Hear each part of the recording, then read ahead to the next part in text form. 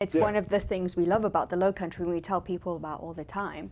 You know, there's plenty of ways to give back to the community if you want to. Exactly. Not just financial. Correct. There's volunteering is a great way to give back to the community, and people do all that. the time. I mean, even like Turtle Patrol, stuff like that. You know, I mean, something as simple as that. You know, protecting. And it's also built into the lifestyle in some ways, because my kid goes to prep, and you have to have community service hours. I believe they do that in the high school as well, and other schools. Do they? Yeah, community service. Okay. They have like the best friends with like special needs and the Special Olympics. Like they have football players go with them. Like teach them sports. See, that's great. That's It is building great. good humans. I agree with you. You got to be well-rounded, right? Exactly. It's not just always about money. That's the philosophy of the Low Country. That's why, because you know, when we did the show, because it was on the real estate Low Country, the lifestyle Low Country, and the philosophy of Low Country, and everybody's like, what do you mean the philosophy of Low Country? I'm like, it's just different. Who are we? What is it exactly. about? What When do you we move think here, about? it really it's just embedded. It's part of it. It goes all the way back. You know.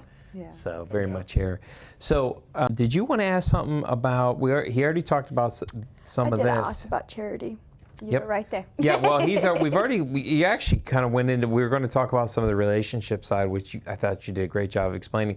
Now we did see on the site. It says your virtual family office brings the Rockefeller-style family office model to today's client. I want to hear all about that. So what is that?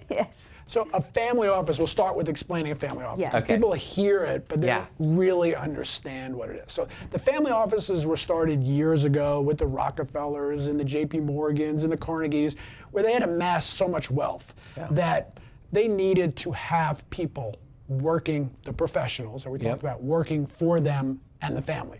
So they needed their own attorneys. They needed their own accounting departments. They needed their own bankers. They had to work for the family, right? So that was called the family office. So all of those people were working for the benefit of the family, right? And that's usually 500 million plus where it's cost effective.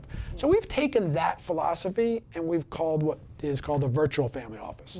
So that's where we work with the other professionals. To make sure that all of that is put together in one cohesive, congruent plan, right? Because all of those professionals and experts are working for that family, and they all understand what each one's doing. So if they're going to make a recommendation or do something for that family in that family office, they know what the attorney thinks about it, right? So if it's a tax thing, well, the attorney's got to understand that, and vice versa. So there's all of that put together. So we've taken that concept and created what we call a virtual family office with technology today, and we believe a lot in technology because it's about the experience for the client.